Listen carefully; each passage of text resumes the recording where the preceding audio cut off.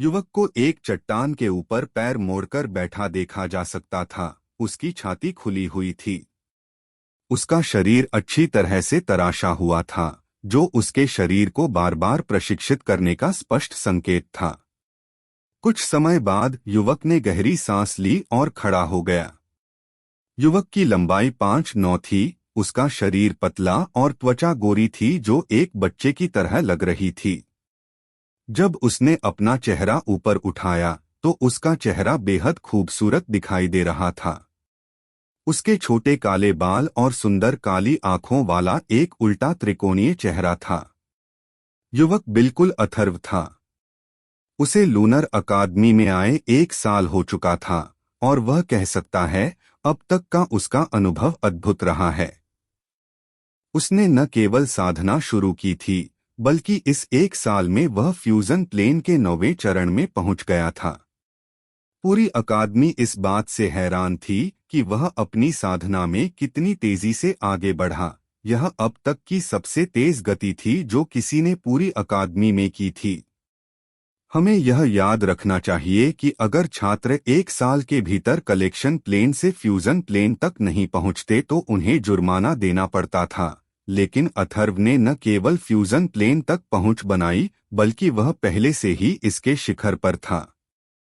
अथर्व ने भावनाओं के साथ कहा, मुझे 1 सप्ताह के भीतर आर्केन प्लेन तक पहुंचने में सक्षम होना चाहिए। उसे अभी भी याद है कि 1 साल पहले उसका कैसे मजाक उड़ाया जा रहा था। लेकिन वर्तमान में वह अपने साथियों के बराबर पहुंच चुका था। आमतौर पर पर्पल टैलेंट वाले लोगों को आर्केन प्लेन तक पहुंचने में लगभग 3 साल लगते हैं, जबकि ब्लू टैलेंट वाले लोगों को कम से कम 1 साल और 8 महीने लगते हैं। लेकिन अथर्व ने पहले ही छात्रों के लिए सभी तर्कों को चुनौती दे दी थी, यानी अकादमी में उच्च अधिकारी सभी कारण से अवगत थे। इस 1 वर्ष के दौरान अथर्व ने लाइटनिंग और अर्थ हॉल दोनों में कक्षा में भाग लिया था, हालांकि बहुत ज्यादा नहीं।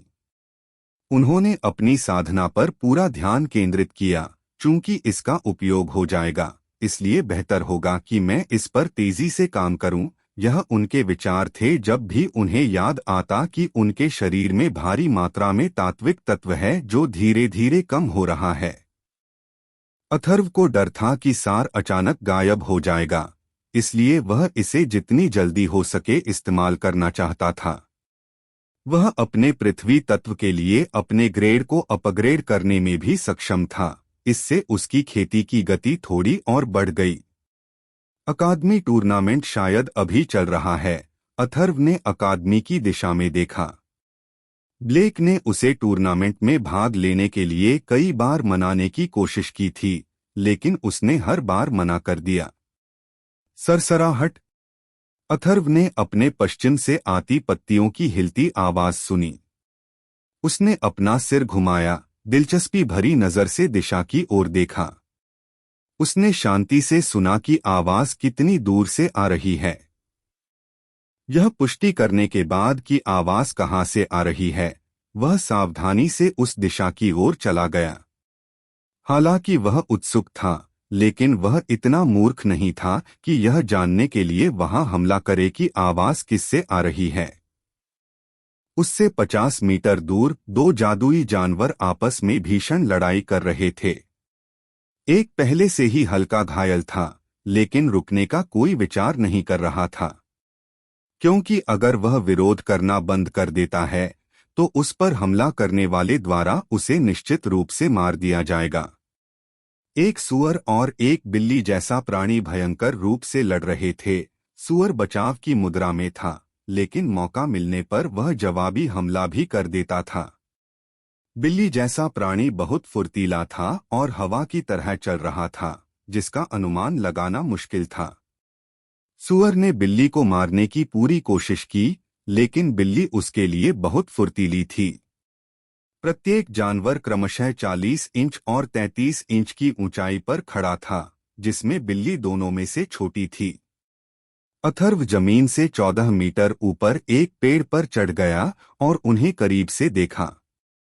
बिल्ली शायद हवा से लगाव रखने वाला एक जादुई जानवर है, उसने अनुमान लगाया। बिल्ली की तेज हरकतों को देखकर यह पता लगाना मुश्किल नहीं था, लेकिन अथर्व का सबसे ज्यादा ध्यान सूअर पर गया। उसके बचाव को भेदना बहुत मुश्किल था। बिल्ली ने कई बार कोशिश की थी, लेकिन वह कोई नुकसान नहीं पहुंचा पाई। 3 मिनट के निरर्थक संघर्ष के बाद बिल्ली ने आखिरकार सूअर को छोड़ दिया और पेड़ों में गायब हो गई। यह संभवतः लगातार हमलों से थक चुका था। सूअर बहुत ज्यादा थका हुआ नहीं था, क्योंकि उसने अपना ज्यादातर समय बचाव में लगाया। तो सूअर ही है, अथर्व ने मुस्कुराते हुए कहा। जब से उसने सूअर को देखा, तब से वह सिर्फ उसे पकाने के बारे में सोच रहा था।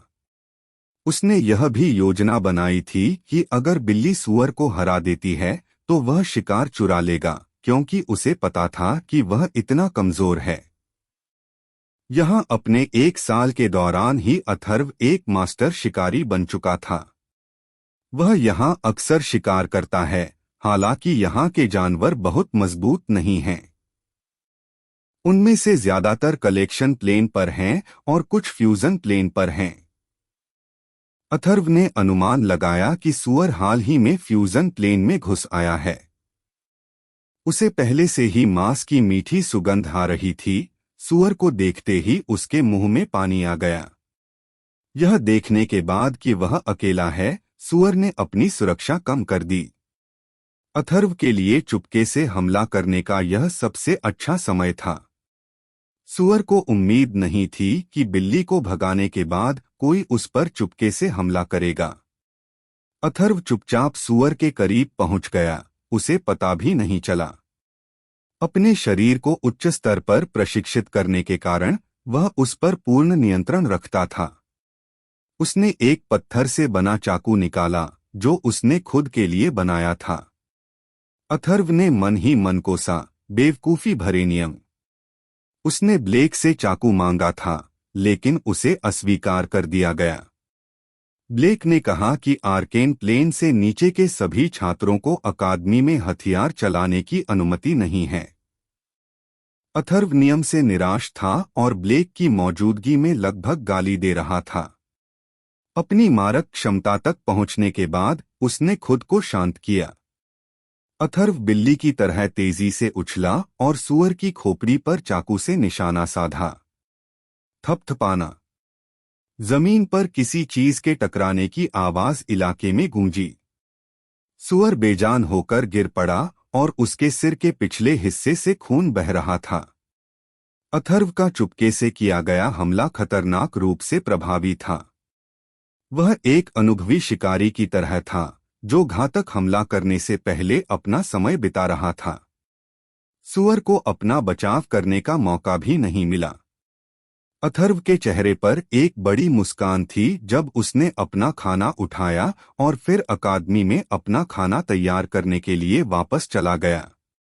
जल्द ही भुने हुए सूअर की मीठी खुशबू पूरे परिसर में फैल गई। अथर्व का खाना बनाना तब से बेहतर हो गया था जब से वह अकेला रहने लगा था।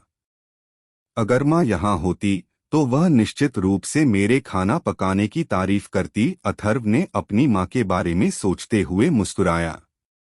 इतना समय बीत चुका है, फिर भी मैंने कुछ नहीं सुना।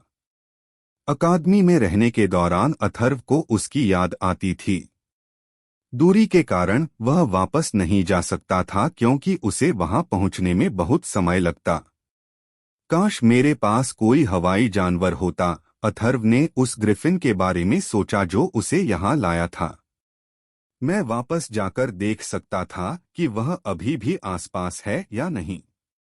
मार्था ने उसे बताया कि वह उसके पिता से मिलने जा रही है।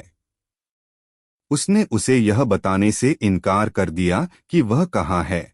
उसने केवल इतना कहा कि जब वह चली जाएगी तो वह उससे संपर्क करने का कोई तरीका खोज लेगी। 1 साल हो चुका था, लेकिन उसने उससे कुछ नहीं सुना था। अथर्व अभी भी अपनी यादों में खोया हुआ था। तभी एक अप्रत्याशित मेहमान बिना दस्तक दिए उसके घर में घुस आया। जब वह आदमी अंदर आया तो उसकी नजर सिर्फ सूअर पर थी जिसे अथर्व पका रहा था। अथर्व के उच्च प्रशिक्षण और ध्यान में उच्च उपलब्धि के कारण उसे सतर्कता की एक मजबूत भावना कहा जा सकता है।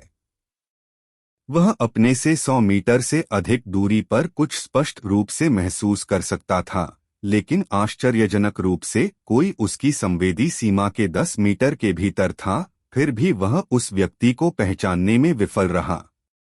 इसके पीछे केवल दो संभावनाएं हो सकती हैं, या तो वह उतना अच्छा नहीं था जितना उसने सोचा था, या जो व्यक्ति घुस आया था वह बहुत अच्छा था।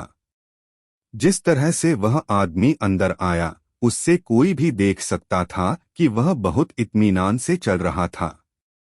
क्या बढ़िया सुगंध है, आदमी ने जोर से सांस लेते हुए कहा। अथर्व चौंक गया जब उसने अपने पीछे से एक आवाज सुनी और अपने पैरों पर खड़ा होकर रक्षात्मक मुद्रा में आ गया। उसे विश्वास नहीं हो रहा था कि कोई उसके इतने करीब आ गया और उसे पता भी नहीं चला। तुम क्यों कूद रहे हो? आदमी ने उलझन भरी आवाज में पूछा। उसे स्पष्ट रूप से उम्मीद नहीं थी कि अथर्व एक डरे हुए खरगोश की तरह प्रतिक्रिया करेगा। सीनियर, यह आप हैं, अथर्व ने स्तब्ध स्वर में कहा।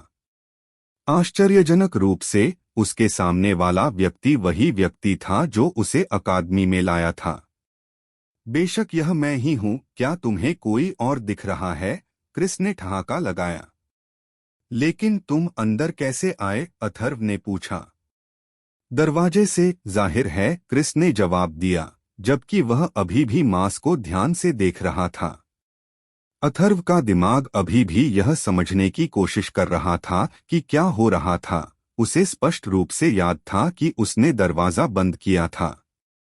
उसे क्रिस के दरवाजा खोलने की आवाज सुननी चाहिए थी, क्योंकि दरवाजा खोलने पर हमेशा चरमराहट की आवाज आती है। भूल जाओ, सौभाग्य से वह वही था।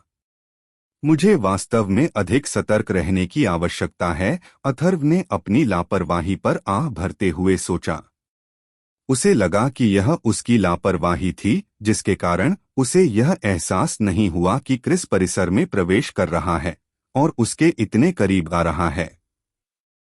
वह पूरी तरह से भूल गया कि ऐसे लोग भी थे जो आसानी से आपके पीछे पड़ सकते थे। सीनियर, तुमने टूर्नामेंट नहीं देखा? अथर्व, मुझे उम्मीद नहीं थी कि क्रिस यहाँ होंगे, क्योंकि ज्यादातर प्रशिक्षक टूर्नामेंट देख रहे थे। टूर्नामेंट? कौन सा टूर्नामेंट? क्रिस ने भौहें सिकोड़ते हुए पूछा, यह याद करने की कोशिश करते हुए कि क्या उसने अथर्व द्वारा बताए गए इस टूर्नामेंट के बारे में सुना है। क्रिस के जवाब से अथर्व हैरान रह गया। अकादमी का वार्षिक टूर्नामेंट, उसने आगे कहा। क्रिस ने अचानक कुछ याद आने जैसा भाव दिखाया। ओह, यह आज है? उसने पूछा।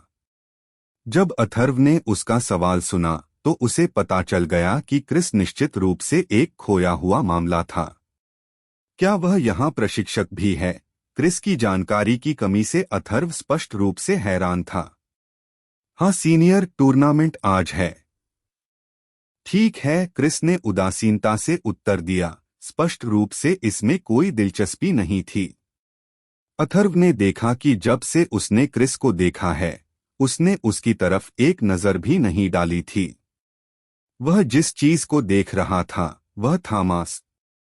अथर्व को यकीन था कि वह क्रिस के मुंह से कुछ मजाकिया बातें निकल रही थीं। कम से कम एक सीनियर के रूप में अपनी छवि बनाए रखने की कोशिश करो।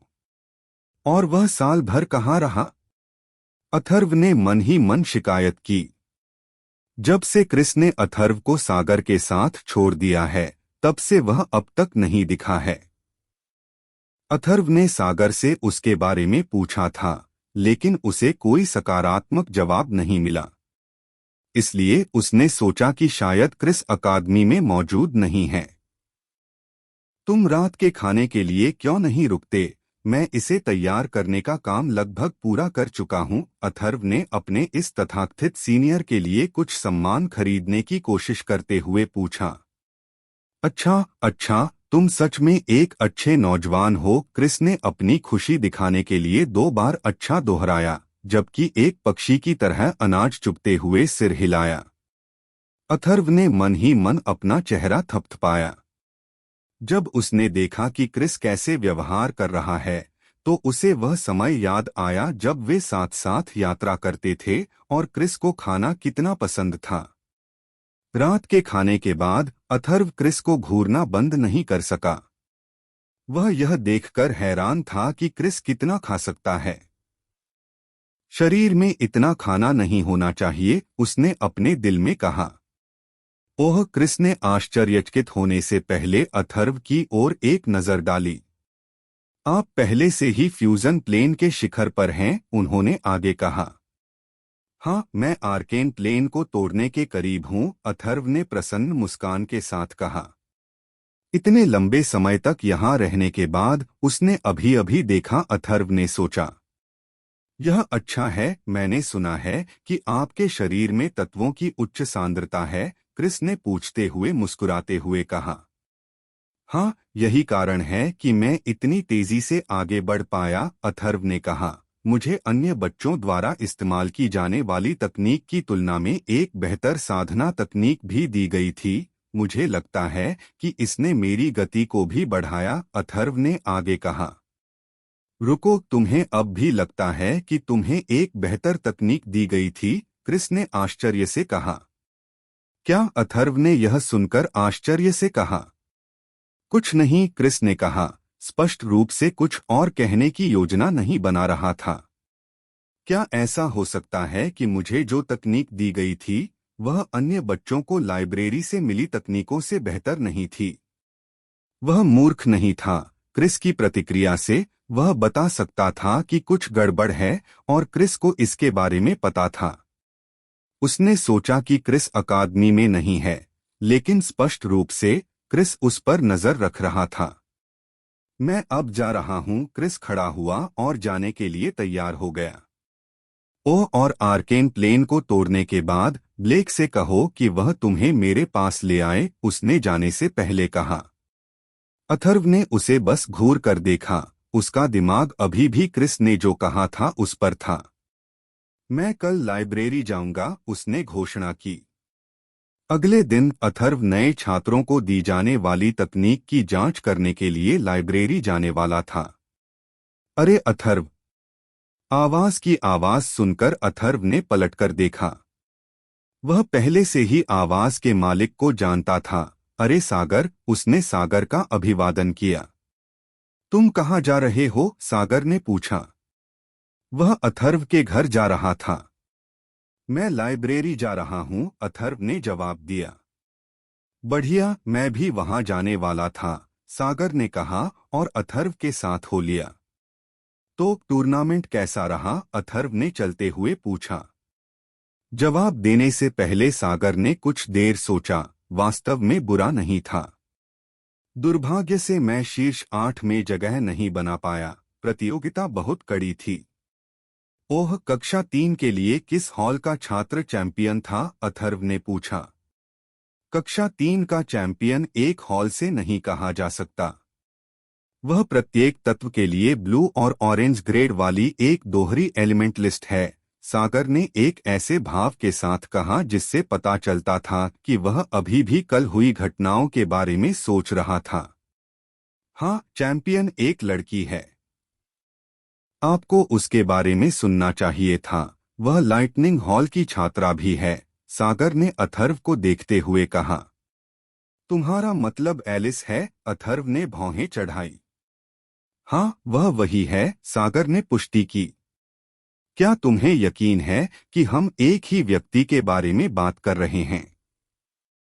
मैं जिस एलिस को जानता हूँ, वह एक प्यारी सी लड़की है। वह ऐसी नहीं लगती जिसे लड़ाई करना पसंद हो। अथर्व ने सोचा कि शायद सागर जिस एलिस के बारे में बात कर रहा था और जिसे वह जानता था, उसके बीच कुछ अंतर था। क्या लाइटनिंग हॉल क्लास 3 में कोई और एलिस है? सागर ने झल्लाकर पूछा। अच्छा नहीं, अथर्व ने जवाब देने से पहले कुछ देर सोचा। उसके प्यारे रूप से धोखा मत खाओ। जब वह अखाड़े में होती है तो वह बाघ की तरह भयंकर होती है।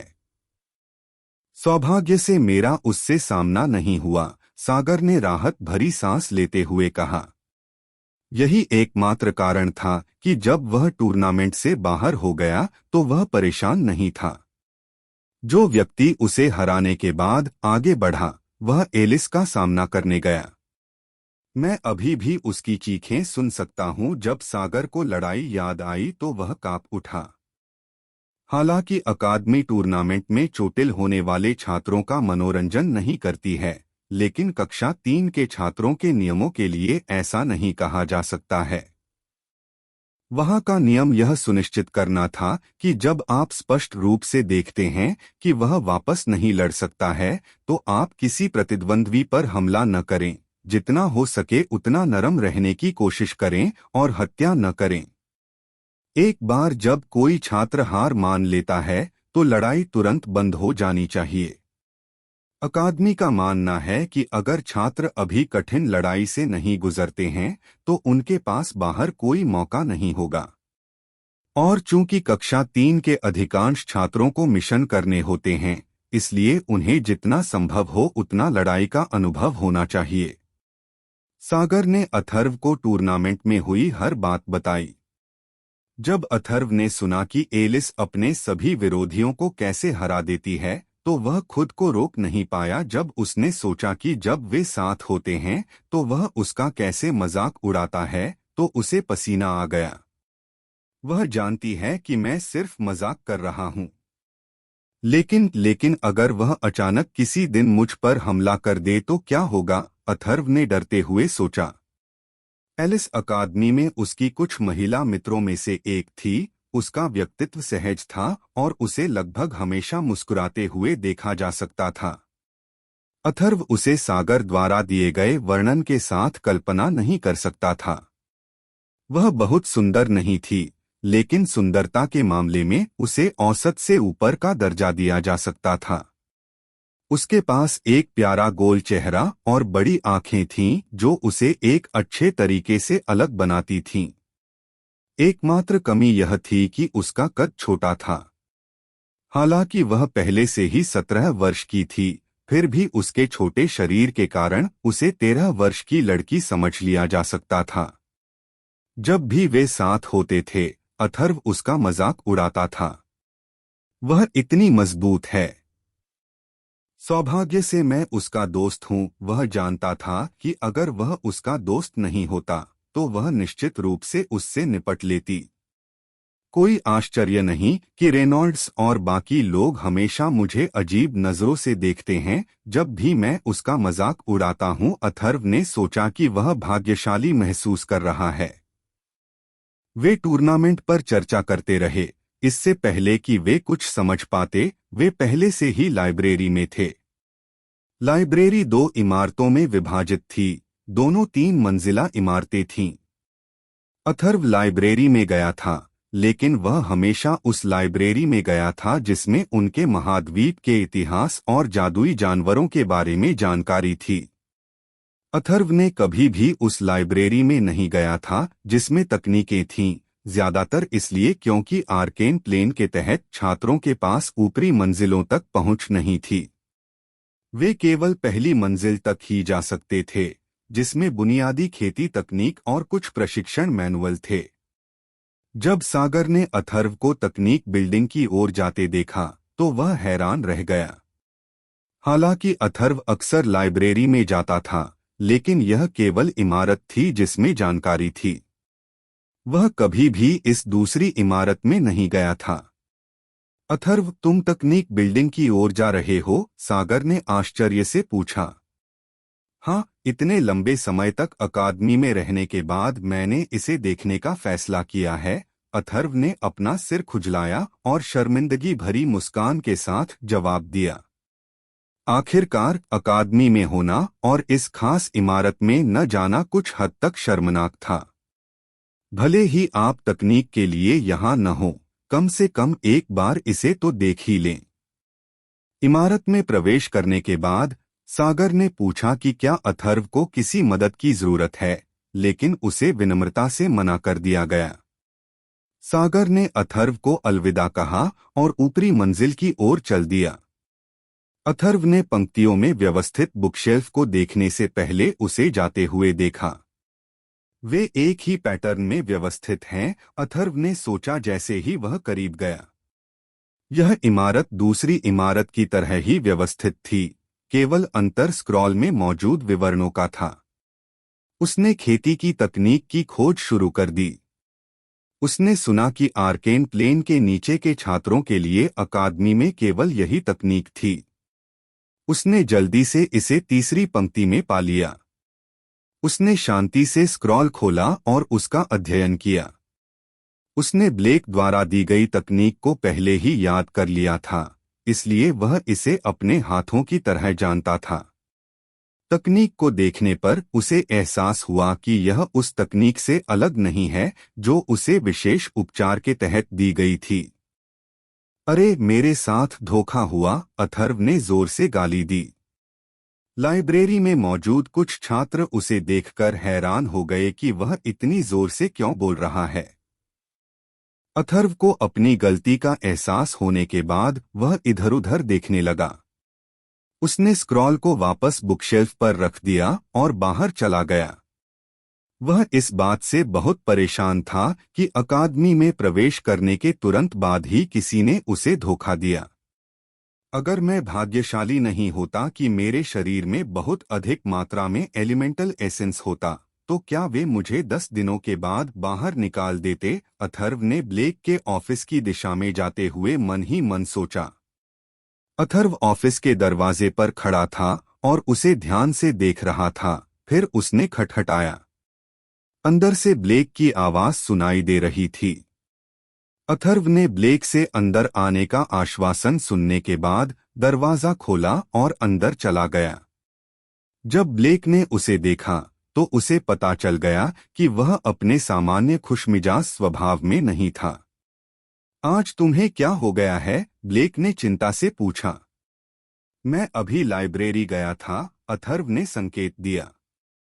तो ब्लेक ने पूछा। उसे यह समझ में नहीं आ रहा था कि अथर्व उसे क्यों बता रहा था कि वह लाइब्रेरी गया था। और मैंने देखा कि तुमने जो तकनीक बताई थी वह लाइब्रेरी में मौजूद तकनीक से बेहतर थी, अथर्व ने कहा। ओह, वह? खैर, उन्होंने अचानक सभी तकनीकों को उसी तकनीक में बदल दिया क्योंकि वे तुम्हें बाकी छात्रों पर बहुत ज्यादा फायदा नहीं देना चाहते थे, ब्लेक ने झूठ बोला। अथर्व ब्लेक के झूठ से हैरान था। लाइब्रेरी से निकलने से पहले उसने पूछा था कि क्या यही तकनीक सभी नए छात्रों को दी गई थी, लेकिन अब ब्लेक उसे कुछ और बता रहा था। अथर्व इस बात से हैरान था कि ब्लेक ने कितनी जल्दी झूठ बोल दिया, या उसने इसे पहले से तैयार कर रखा था। अथर्व ने खुद से पूछा। मैंने चारों ओर पूछा और उन्होंने कहा कि यह सालों पहले की वही तकनीक थी, अथर्व ने ब्लेक को बेनकाब कर दिया। ब्लेक ने उसे देखा और फिर आहें भरते हुए कहा, अच्छा, तुम्हें आखिरकार पता चल ही गया। यह कहने के बाद ब्लेक ने कुछ और नहीं कहा। क्या मैं कम से कम स्पष्टीकरण का हकदार नहीं हूं? अथर्व ने पूछा। नहीं, ब्लेक ने अपने अंगूठे हिलाते हुए उत्तर दिया। क्यों? अथर्व ने फिर पूछा। लेकिन ब्लेक के कारण ने उसे लगभग बेहोश कर दिया। क्योंकि मैं प्रशिक्षक हूं, ब्लेक ने हल्की हंसी के साथ उत्तर दिया। अथर्व कुछ देर तक रुका, लेकिन ब्लेक से कुछ भी नहीं पा सका, यहाँ तक कि उसे धोखा देने के लिए माफी भी नहीं।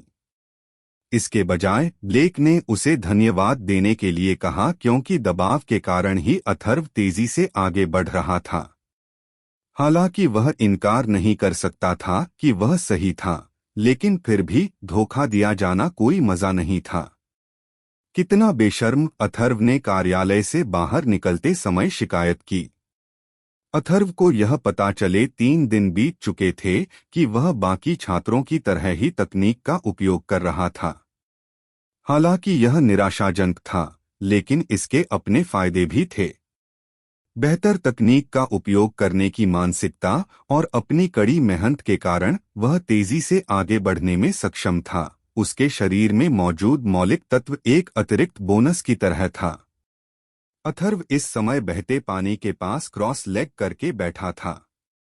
पानी की गुनगुनाहट सुनकर वह स्वाभाविक रूप से एक ध्यान समाधि में चला गया और सभी बिजली और पृथ्वी तत्वकण उसके शरीर में चले जा रहे थे। छप छप बहता पानी लगातार बड़बड़ा रहा था।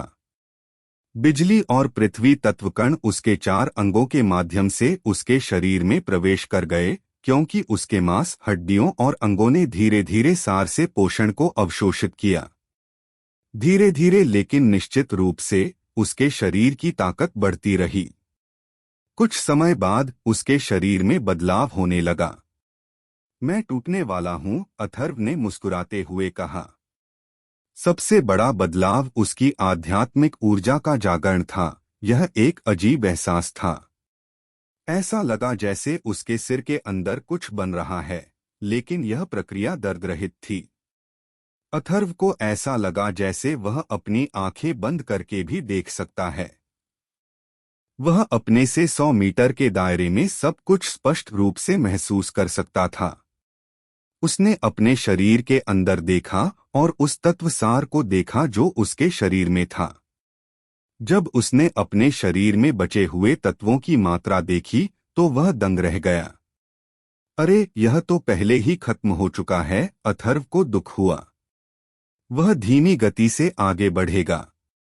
अब वह हवा में तत्वों को अधिक स्पष्ट रूप से महसूस कर सकता है। अब खेती फ्यूजन प्लेन में होने की तुलना में अधिक तेज होगी।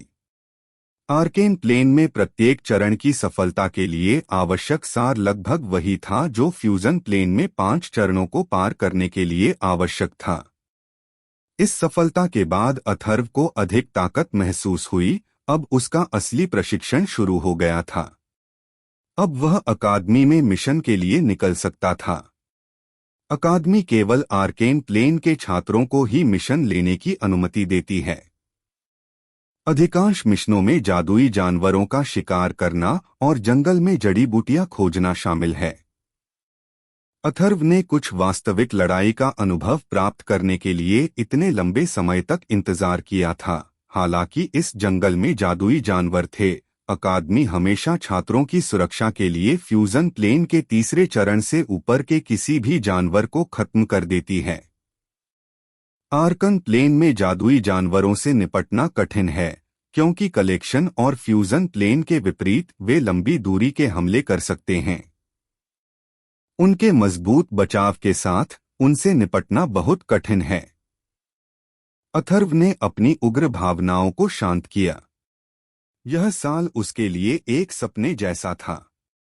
सीनियर क्रिस ने कहा कि मुझे आर्कन प्लेन में घुसने के बाद उससे मिलना चाहिए। ऐसा लगता है कि उसके पास मेरे लिए कुछ है, अथर्व ने उम्मीद से कहा। चूंकि अभी भी दोपहर थी, इसलिए वह अभी भी ब्लेक से मिलने जा सकता था। अथर्व जंगल से निकलकर अकादमी की ओर चल पड़ा। जब वह ब्लेक के कार्यालय में पहुंचा तो उसने देखा कि ब्लेक अंदर नहीं था। घर वापस आते समय उसने रेनॉल्ड्स को देखा। हे रे, अथर्व ने रेनॉल्ड्स को पुकारा। रेनॉल्ड्स ने अपना नाम सुनकर पलटा। जब उसने देखा कि यह अथर्व था तो उसने एक मुस्कान बिखेरी जो जल्दी ही गायब हो गई। अथर्व, तुम टूर्नामेंट में क्यों नहीं आए? मुझे पता है कि तुम इसमें भाग नहीं लेना चाहते थे, लेकिन तुम्हें कम से कम अपने भाई का उत्साह बढ़ाने के लिए तो आना चाहिए था। रेनॉल्ड्स ने शुरुआती मुस्कान के बाद तुरंत अथर्व से सवाल किया। अथर्व ने शर्मिंदगी भरी मुस्कान के साथ कहा, मैंने आने की योजना बनाई थी, लेकिन अचानक लगा कि मैं आगे निकल जाऊंगा, इसलिए प्रशिक्षण जारी रखूंगा। मुझे कभी नहीं लगा कि मैं आगे नहीं निकल पाऊंगा, अथर्व ने समझाया। रेनॉल्ड्स उसे डांटना जारी रखने ही वाला था कि उसने एक बदलाव देखा। उसने रुककर अथर्व को ध्यान से देखा। तुम आगे निकल गए हो? रेनॉल्ड्स ने पुष्टि करने के लिए पूछा कि क्या उनकी अटकलें सही थीं। हाँ, मैं अभी अभी आगे निकल आया हूँ। मैं प्रशिक्षक ब्लेक से मिलने आया था, लेकिन वे अपने कार्यालय में नहीं हैं, अथर्व ने मुस्कुराते हुए जवाब दिया। वह अंदर से खुश था, क्योंकि वह अपने लगभग सभी साथियों के साथ अंतर को कम करने में सक्षम हो गया है। हालांकि वह उन लोगों जितना मजबूत नहीं है, लेकिन अब वह बहुत पीछे नहीं है। यह आश्चर्यजनक है। आपकी साधना की गति मैंने अब तक देखी सबसे तेज है। आप इतनी तेजी से साधना कैसे करते हैं? इस दर पर आप न केवल पकड़ पाएंगे, बल्कि आप हमसे आगे भी निकल जाएंगे। रेनॉल्ड्स ने पूरे दिल से प्रशंसा की। अथर्व बिना कोई जवाब दिए मुस्कुराया। ओह, तुमने कहा था कि तुम प्रशिक्षक ब्लेक से मिलने आए हो? रेनॉल्ड्स ने पूछा। हाँ, लेकिन वह अपने कार्यालय में नहीं है। मैं कल आऊंगा, अथर्व ने जवाब दिया। मुझे पता है कि वह कहाँ है। रेनॉल्ड्स ने एक शरारती मुस्कान दी। क्या तुम्हें पता है? अथर्व ने मुस्कान देखकर भौहें उठाईं। उसे पता था कि रेनॉल्ड्स जिस तरह से मुस्कुरा रहा था उसमें जरूर कुछ गड़बड़ थी। हाँ, वह वाटर हॉल में है, रेनॉल्ड्स ने आगे कहा। क्या वहां कुछ चल रहा है? अथर्व उत्सुक होने लगा। क्या आप प्रशिक्षक डेलिया को जानते हैं? रेनॉल्ड्स ने उसके सवाल का जवाब नहीं दिया, बल्कि एक सवाल पूछा। हाँ, अथर्व ने सिर हिलाया। वह एक मिशन के लिए बाहर गई थी और स्टारलाइट अकादमी के एलिमेंटलिस्टों ने उस पर हमला किया। रेनॉल्ड्स ने अथर्व को बताया कि उसने क्या सुना। पिछले दिन उन्होंने प्रशिक्षक ब्लेक को अपने कार्यालय से बाहर निकलते हुए देखा। जब उन्होंने चारों ओर पूछा तो उन्हें पता चला कि वाटर हॉल के एक प्रशिक्षक पर स्टारलाइट अकादमी के किसी व्यक्ति ने हमला किया था। स्टारलाइट अकादमी के एलिमेंटलिस्टों ने उस पर हमला किया क्योंकि उन्हें एक खजाना मिला था और वे उस पर अपना एकाधिकार करना चाहते थे। उसने उस जानवर से लड़ने में मदद की जो उस जगह की रखवाली कर रहा था। फिर भी उनमें से एक ने उस पर चुपके से हमला कर दिया। वह भाग्यशाली थी कि वह बच गई। जब ब्लेक को पता चला तो उसने स्टारलाइट अकादमी पर हमला किया और उस आदमी को लगभग मार डाला जिसने उस पर हमला किया था। उस आदमी के साथ मौजूद अन्य प्रशिक्षकों ने हाथ मिलाया, लेकिन वे फिर भी बच गए, उसे हरा नहीं सका। प्रिंसिपल के आने के बाद ही ब्लेक ने मामले को जाने दिया। पूरा साम्राज्य इस खबर से स्तब्ध था। अभी एक दिन ही बीता था, फिर भी यह खबर पूरे साम्राज्य में फैल चुकी थी। जब अथर्व ने सुना कि क्या हुआ तो वह अचंभित रह गया। उसने कभी नहीं सोचा था कि ब्लेक इतना ताकतवर होगा। स्टारलाइट अकादमी के उच्च अधिकारी यह देखकर क्रोधित हो गए। प्रिंसिपल ने उन्हें उस पर हमला करने से रोक दिया। वह जानता था कि लूनर अकादमी में एक भयानक अस्तित्व है जिसे सम्राट भी अपमानित नहीं करना चाहेगा। हालांकि वे सार्वजनिक रूप से प्रशंसित नंबर 1 थे, लेकिन वह जानता था कि लूनर अकादमी की समग्र शक्ति कितनी मजबूत है। उसके द्वारा अकेले ही स्टारलाइट अकादमी पर हमला करना और उस आदमी को लगभग मार डालना यह दर्शाता है कि वह कितना ताकतवर था। अगर प्रिंसिपल व्यक्तिगत रूप से उपस्थित नहीं होते तो सबसे अधिक संभावना है कि वह उस आदमी को मार देता। एक आदमी को ऐसे ही व्यवहार करना चाहिए, अथर्व ने भावुक होकर कहा। पूरा साम्राज्य इस खबर से हिल गया था। उन्हें हमेशा से यह लगता था कि स्टारलाइट अकादमी सबसे मजबूत है। इसलिए लूनर अकादमी के एक प्रशिक्षक का अकादमी पर हमला करना और यहां तक कि एक प्रशिक्षक को लगभग मार डालना एक आश्चर्य की बात थी। लोगों को सबसे ज्यादा झटका इस बात से लगा कि स्टारलाइट अकादमी के प्रधानाचार्य ने उसे बिना किसी सजा के जाने दिया। यह उसके चेहरे पर तमाचा मारने जैसा था। वे और अधिक अराजकता के लिए धैर्यपूर्वक इंतजार कर रहे थे, क्योंकि उन्हें विश्वास था कि मामला इस तरह खत्म नहीं होगा। लूनर अकादमी में वापस शिक्षकों के रहने वाले क्षेत्र के एक कमरे में।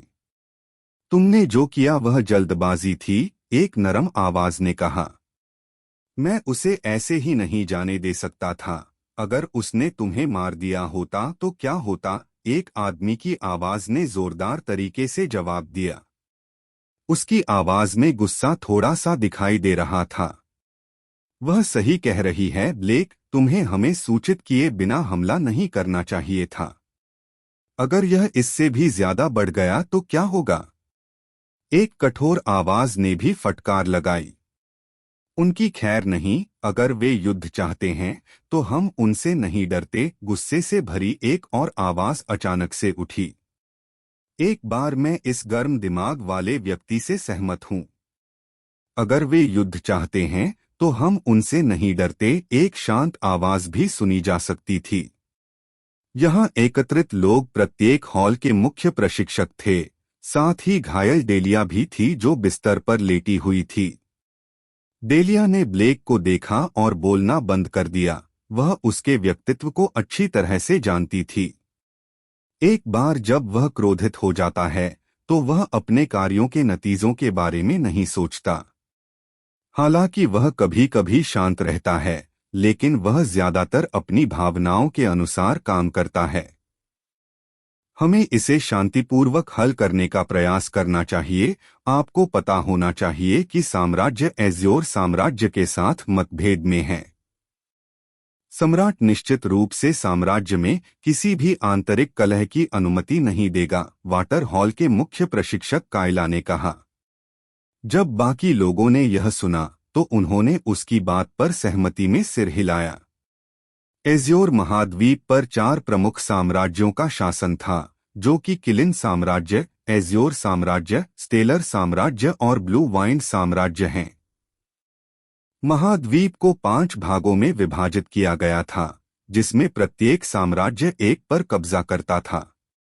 अंतिम भाग रहस्यमय जादुई जानवरों का जंगल था।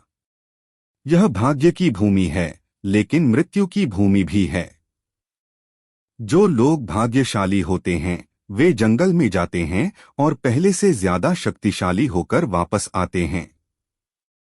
जो लोग अंदर गए हैं और भाग्यशाली मुठभेड़ों का सामना किया है वे लगभग हमेशा महाद्वीप में प्रमुख शक्ति बन जाते हैं। हालांकि हर कोई जो वापस लौटता है उसे सौभाग्यपूर्ण मुठभेड़ नहीं मिलती। कुछ लोग 10 से ज्यादा की संख्या वाले समूहों में जंगल में जाते हैं, लेकिन बहुत कम लोग ही वापस लौटते हैं। कुछ मामलों में कोई भी साहसी वापस नहीं लौटता। प्रत्येक साम्राज्य एक दूसरे को संतुलित करते हुए उन पर पूर्ण श्रेष्ठता का दावा करने में सक्षम नहीं है। इसलिए वे बस अपने क्षेत्रों के लिए समझौता कर लेते हैं। साम्राज्यों के बीच लड़ाई होती है, लेकिन यह शायद ही कभी एक पूर्ण युद्ध में बदल जाती है। एज्योर साम्राज्य और किलिन साम्राज्य अब तक लंबे समय से कभी सहमत नहीं हुए हैं। यदि अन्य साम्राज्यों के डर के कारण नहीं तो वे पहले ही कई बार एक पूर्ण युद्ध कर चुके होते। सैकड़ों साल पहले हुए एक बड़े युद्ध के बाद किलिन साम्राज्य एज्योर साम्राज्य से अलग हो गया। इसी से अन्य 2 साम्राज्यों का भी उदय हुआ। एज्योर साम्राज्य उस समय एकमात्र साम्राज्य हुआ करता था, लेकिन कुछ नागरिकों के विद्रोह और विश्वासघात के कारण साम्राज्य की शक्ति कम होने लगी। यही कारण था कि एज्योर साम्राज्य किलिन साम्राज्य से बहुत नफरत करता था, लेकिन युद्ध दोनों साम्राज्यों के लिए हानिकारक होगा, इसलिए वे खुद को नियंत्रण में रख रहे हैं। यदि कोई अवसर मिलता है तो दोनों को इसका लाभ उठाने में कोई आपत्ति नहीं होगी। वर्तमान संघर्ष जो लूनर और स्टारलाइट अकादमी के बीच हो सकता है, निश्चित रूप से एज्योर साम्राज्य के लिए फायदेमंद होगा। अगर एज्योर साम्राज्य ने पूरी ताकत से हमला करने का फैसला किया तो लूनर और स्टारलाइट अकादमी दोनों ही अपनी अपनी लड़ाइयों पर ध्यान केंद्रित करेंगे। इससे साम्राज्य की समग्र शक्ति में भारी गिरावट आएगी। स्टेलर और ब्लू वाइन साम्राज्य ने इस पूरे समय हमेशा तटस्थ रुख बनाए रखा है, लेकिन किसी को नहीं पता था कि वे क्या योजना बना रहे थे। ठीक है, मैं इस मामले को अभी के लिए शांत कर देता हूं, ब्लेक ने ठंडी आवाज में कहा। उसकी आंखों से अभी भी हत्या का इरादा झलक रहा था। डेलिया ने असहाय होकर आहें भरने से पहले उसकी ओर देखा। तुम्हारा क्या मतलब है कि तुम इस मामले को यहीं रहने दोगे? तुमने पहले ही स्टारलाइट अकादमी में बहुत बड़ा हंगामा मचा दिया है। अचानक एक आवाज आई। बाकी लोगों ने पलटकर देखा कि एक अधेड़ उम्र का आदमी कमरे में घुस रहा है। प्रिंसिपल, उन्होंने एक स्वर में कहा। जो आदमी अंदर आया वह लूनर अकादमी का प्रिंसिपल था। वह लूनर सिटी का मेयर भी था, ओलिवर। ओलिवर ने सिर हिलाया और घायल डेलिया को कुछ देर तक देखा, फिर अपनी नजर ब्लेक की ओर घुमाई। ब्लेक, मैं देख रहा हूं कि तुम अब भी हमेशा की तरह गुस्सैल हो, ओलिवर ने बेफिक्र मुस्कान के साथ कहा। जब ब्लेक ने वह मुस्कान देखी तो उसे अपनी रीढ़ की हड्डी में ठंडक महसूस हुई। वह ओलिवर से बहुत परिचित था और जानता था कि वह कब गुस्से में है या अच्छे मूड में है। बिल्कुल नहीं प्रिंसिपल, बस मैं उन्हें हमारे प्रशिक्षकों पर कदम रखने की अनुमति नहीं दे सकता था, ब्लेक ने सिकुड़ती आवाज में समझाया। ब्लेक को अपने किए की सजा की उम्मीद थी। ओलिवर हमेशा से ही ऐसा व्यक्ति रहा है जो हर कीमत पर परेशानी से बचना पसंद करता है। लोग हमेशा सोचते हैं कि उसमें कमजोरी है। व्यक्तित्व केवल उसके करीबी लोग ही जानते हैं कि वह कितना भयानक हो सकता है। जब वह छोटा था तो ओलिवर का स्वभाव उग्र था। एक समय ऐसा भी था जब वह एक मिशन पर था और एक कबीले ने उसे नाराज कर दिया था। अपने गुस्से के कारण उसने लगभग पूरे कबीले को खत्म कर दिया था। उस समय इसने बहुत हलचल मचाई थी। तब से उसने हमेशा अपने गुस्से को काबू में रखने की कोशिश की है। उसे यह खिलाओ, इससे उसकी चोटों में आराम मिलेगा। ओलिवर ने जाने से पहले ब्लेक को एक टॉनिक दिया। तुमने जो किया उसके परिणाम की चिंता मत करो, मैं इसे ठीक कर दूंगा। ओलिवर की आवाज उसके जाने के बाद भी कमरे में गूंजती रही। ब्लेक ने जाते हुए ओलिवर को देखा, उसके हाथों में टॉनिक को देखने से पहले। तुम्हें यह पीना चाहिए। ब्लेक ने टॉनिक को डेलिया के पास रख दिया। वह उसे कुछ देर तक घूरता रहा और फिर दरवाजे की ओर बढ़ गया। हमें उसे आराम करने देना चाहिए, माइकल ने सुझाव दिया। डेलिया को अकेला छोड़ने से पहले उन सभी ने सहमति में अपना सिर हिलाया। उनके जाने के बाद डेलिया बस छत को देखती रही। कुछ मिनट बाद उसने कदमों की आवाज सुनी। ब्लेक कमरे में वापस चला गया। तुम इतनी जल्दी कैसे वापस आ गए? डेलिया ने पूछा जब उसने देखा कि वह ब्लेक था। मैं यह सुनिश्चित करने आया था कि तुम टॉनिक ले लो, ब्लेक ने शांति से कहा। डमी, डेलिया ने मुस्कुराते हुए कहा। क्या मूर्खतापूर्ण बहाना है। ब्लेक के लौटने के विचार से वह अंदर से खुश महसूस कर रही थी। ब्लेक ने उसकी टिप्पणी का जवाब नहीं दिया और बस उसके करीब बैठ गया। ब्लेक के स्टारलाइट अकादमी पर हमला करने की घटना को 4 दिन हो चुके हैं। हालांकि कोई बड़ी घटना नहीं हुई है, लेकिन लोगों का मानना था कि यह तूफान से पहले की शांति थी। स्टारलाइट अकादमी में हमेशा एक अत्याचारी रवैया रहा है। अगर ब्लेक इतना मजबूत नहीं होता तो इसका अंत इस तरह नहीं होता। लूनर अकादमी।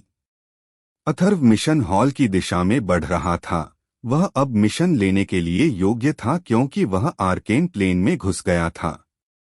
वह पिछले 4 दिनों में ब्लेक के कार्यालय में गया था, लेकिन वह अभी भी आसपास नहीं था। उसने फैसला किया कि वह अपने अनुभव को बढ़ाने के लिए कुछ मिशन लेगा। हालांकि वह आमतौर पर सागर और रेनॉल्ड्स के साथ मुकाबला करता है, लेकिन मुकाबला और असली लड़ाई के बीच एक अंतर था।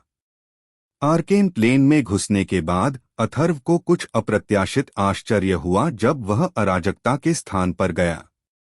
उसने देखा कि उसकी आध्यात्मिक ऊर्जा के जागरण के साथ वह तत्वों को अधिक स्पष्ट रूप से महसूस कर सकता था, जैसे कि यह वास्तविक दुनिया में था। इससे उसकी ग्रेड में सुधार करने की क्षमता बढ़ेगी, जो बदले में उसकी साधना की गति को और बढ़ाएगी। यह अराजकता के स्थान से उसे मिला एकमात्र आश्चर्य नहीं था, उसे तत्वों को मिलाने की विधि भी मिली। लेकिन उसने इसे प्राप्त करने के बाद से इसे आजमाया नहीं था। अगर इसे ठीक से नहीं किया जाता है तो इसमें खतरा शामिल था। उसे इससे एक साधना तकनीक भी मिली जो अकादमी से मिली तकनीक से बेहतर थी। उसका मौलिक सार उस समय की तुलना में बहुत अधिक गाढ़ा है जब उसने आर्केन प्लेन में प्रवेश करने के बाद अकादमी द्वारा प्रदान किए गए तत्व का पहली बार उपयोग किया था। उसके शरीर में मौलिक सार को इकट्ठा करने में उसकी गति न केवल तेज थी, सार न केवल शुद्ध हो गया बल्कि यह पहले वाले से अधिक गाढ़ा भी था। अथर्व पहले ही तकनीकों की जांच करने के लिए 2 बार लाइब्रेरी जा चुका था। वह सीखने के लिए 2 घर ले गया, जो एक मूवमेंट तकनीक और एक रक्षात्मक तकनीक थी। छात्रों को लाइब्रेरी से केवल एक स्क्रॉल लेने की अनुमति थी, सिवाय दोहरे एलिमेंटलिस्ट के जिन्हें 2 लेने का विशेषाधिकार था। छात्र को संग्रह के 10 दिन बाद स्क्रॉल वापस करना होगा। आपके द्वारा एकत्र किए गए स्क्रॉल को वापस करने के बाद ही आप दूसरा एकत्र कर सकते हैं। लेकिन अधिकांश छात्र एक नई तकनीक अपनाने से पहले उस तकनीक में महारत हासिल करना पसंद करते हैं जिसका वे अभ्यास कर रहे थे। आंदोलन तकनीक का नाम लाइटनिंग स्टेप्स था। यह तकनीक एलिमेंटलिस्ट को अपने पैरों के चारों ओर लाइटनिंग एसेंस को चैनल करने में सक्षम बनाती है ताकि बूट जैसा कुछ बन जाए, जिससे उपयोगकर्ता को गति का एक विस्फोट मिलता है। आप कितनी दूरी तय कर सकते हैं यह पूरी तरह से एलिमेंटलिस्ट और शरीर में मौजूद एलिमेंटल एसेंस पर निर्भर करता है। एक एलिमेंटलिस्ट लड़ते समय एक छोटा विस्फोट करने का फैसला कर सकता है। इससे उसे अपनी गति में त्वरित परिवर्तन के कारण अपने प्रतिद्वंद्वी पर बढ़त मिल सकती है। एलिमेंटलिस्ट भागने पर भी पूरा ध्यान केंद्रित कर सकता है। यहीं पर शरीर में सार की मात्रा काम आती है। उसने जो रक्षात्मक तकनीक अपनाई वह एक बुनियादी पृथ्वी तकनीक थी, अर्थ वॉल। यह तकनीक एलिमेंटलिस्ट को अपने चारों ओर एक सुरक्षात्मक दीवार बनाने की अनुमति देती है। पृथ्वी तत्व वास्तव में सबसे मजबूत रक्षात्मक तत्व है। अथर्व ने 2 दिनों तक उन तकनीकों का अभ्यास किया। इसमें थोड़ी प्रगति करने के बाद उसने उन्हें वापस करने और आक्रामक तकनीकों की जांच करने का फैसला किया।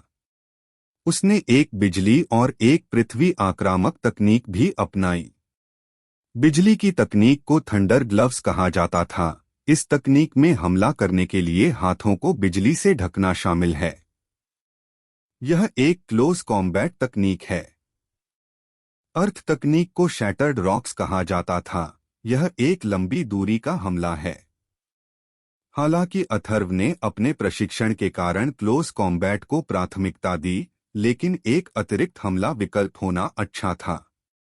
अथर्व अब 1 साल से अधिक समय से अकादमी में रह रहा था, इसलिए उसने फैसला किया कि अब बाहर जाने का समय आ गया है। वह पिछले साल अकादमी से बाहर गया था, लेकिन वह सिर्फ सागर के साथ लूनर सिटी घूमने गया था। चूंकि सागर शहर से था, इसलिए वह अक्सर वहां जाता था, लेकिन उसका ज्यादातर ध्यान अपनी ट्रेनिंग पर था। मिशन हॉल में प्रवेश करने के बाद वह आर्केन प्लेन में छात्रों के लिए निर्धारित हॉल के किनारे पर गया।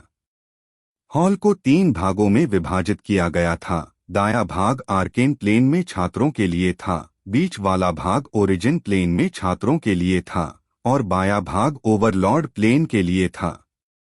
ओरिजिन प्लेन में अकादमी के सिर्फ कुछ ही छात्र हैं। ये छात्र शायद ही कभी अकादमी में रुकते हैं। एक बार जब कोई छात्र ओरिजिन प्लेन में पहुंच जाता है तो वह तय कर सकता है कि उसे स्नातक करना है या फिर अकादमी में ही रहना है। उनमें से ज्यादातर वापस लौटने का फैसला करते हैं, जबकि कुछ वहीं रहना चुनते हैं। कुछ लोग अकादमी में प्रशिक्षक बनने का फैसला भी करते हैं। लेकिन आपको ओरिजिन प्लेन के मध्य चरणों को पार करना होगा। डेलिया के मामले की तरह ओरिजिन प्लेन में प्रवेश करने के बाद उसने वहीं रहने का फैसला किया और अकादमी में प्रशिक्षक बन गई। प्रत्येक भाग में ऐसे छात्र थे जिन्हें उन छात्रों को मिशन सौंपने के लिए नियुक्त किया गया था जो इसे करना चाहते थे। आर्केन प्लेन के शुरुआती चरणों में छात्रों के लिए 17 मिशन उपलब्ध थे। सभी मिशनों पर नजर डालने के बाद अथर्व ने उस मिशन को लेने का फैसला किया जिसे वह संभाल सकता था। नमस्ते, मैं 8वां मिशन लेना चाहूंगा, अथर्व ने डेस्क के पीछे बैठे युवक से कहा। युवक ने अपनी डेस्क में स्क्रॉल देखने से पहले उसकी ओर देखा। मिशन स्क्रॉल का पता लगाने के बाद उसने इसे अथर्व को सौंप दिया। यह मिशन 3 दिन पहले पोस्ट किया गया था। आपके पास आवश्यक वस्तु के साथ लौटने के लिए 2 सप्ताह हैं। उसने वह मिशन लिया जिसे अथर्व ने चुना था और उसके बाद उसने स्क्रॉल अथर्व को सौंपने के बाद मिशन को बोर्ड से हटा दिया था। प्रत्येक मिशन में एक समय सीमा होती है। छात्रों को अनुशंसित समय के साथ मिशन पूरा करना होता है। ठीक है, अथर्व ने अपना नाम दर्ज कराया और स्क्रॉल लेकर चला गया। अथर्व ने स्क्रॉल का अध्ययन किया। उसने जो मिशन लिया वह एक लाल छिपकली के 3 अंडे वापस लाना था। यह इन छिपकलियों का प्रजनन काल था और उन्हें मिस्टी माउंटेन में पाया जा सकता था। लाल छिपकलियां अग्नि गुण वाले जादुई जानवर हैं और एक पूरी तरह से विकसित लाल छिपकली आमतौर पर आर्केन प्लेन के शुरुआती चरणों के आसपास होती है। अथर्व अकादमी के हथियारों की ओर बढ़ गया। चूंकि वह पहले से ही आर्केन प्लेन में था और एक मिशन के लिए बाहर जा रहा था, इसलिए उसके लिए एक हथियार चुनने का समय आ गया था। हथियार गृह पुस्तकालय के पश्चिम में स्थित था। कुछ ही देर में अथर्व एक मंजिला इमारत में पहुंच गया। इमारत के दरवाजे पर एक प्रशिक्षक था जो इमारत में प्रवेश करने से पहले किसी छात्र की पहचान और प्लेन की पुष्टि करता है। प्रशिक्षक हमेशा की तरह ऊब कर बैठा हुआ था। केवल कुछ ही छात्र हथियारों का इस्तेमाल करना पसंद करते हैं क्योंकि हथियारों का इस्तेमाल ज्यादातर नजदीकी लड़ाई के लिए किया जाता है। जब उसने देखा कि कोई इमारत की दिशा में जा रहा है तो उसने अपनी भौं उठाई। नमस्ते, मैं एक हथियार चुनना चाहूंगा, अथर्व ने एक मिलनसार मुस्कान के साथ कहा। ओह, आपकी आईडी, प्रशिक्षक ने उसकी आईडी मांगने से पहले एक हैरान करने वाली आवाज निकाली। अथर्व ने अपनी छात्र आईडी निकाली और उसे दे दी। इसकी पुष्टि करने के बाद उसने अथर्व के प्लेन की जांच अपनी आध्यात्मिक ऊर्जा का उपयोग करके की ताकि यह सुनिश्चित हो सके कि वह आवश्यकताओं को पूरा करता है या नहीं। ठीक है, अब आप अंदर जा सकते हैं। आपको केवल एक हथियार चुनने की अनुमति है, उसने अथर्व को उसकी छात्र आईडी सौंपते हुए कहा। अथर्व ने प्रशिक्षक के पास से गुजरने से पहले पहचान पत्र रख लिया और दरवाजा खोला। अथर्व ने धीरे धीरे अंदर जाने से पहले कुछ देर तक हथियारों को देखा। मुझे लगता है कि मैं खंजर के साथ जाऊंगा, अथर्व ने सोचा। उसे पहले से ही अपने पत्थर से बने खंजर का इस्तेमाल करने की आदत हो चुकी थी, इसलिए उसने सोचा कि चूंकि उसे हथियार मिल रहा है, इसलिए उसे वह लेना चाहिए जिससे वह पहले से परिचित हो। इमारत में मौजूद कई हथियारों में से तलवारें सबसे ज्यादा थीं। सैकड़ों तरह की तलवारें थीं।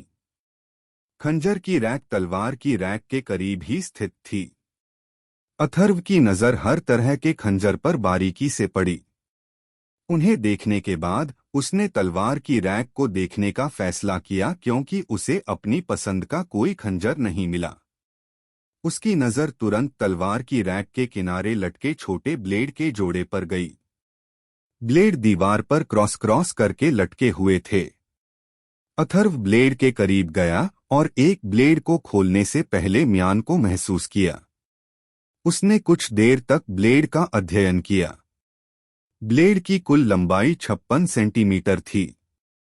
इसका हैंडल ब्लेड 16 सेंटीमीटर का था और यह धातु से बना था। इसकी पकड़ अच्छी थी।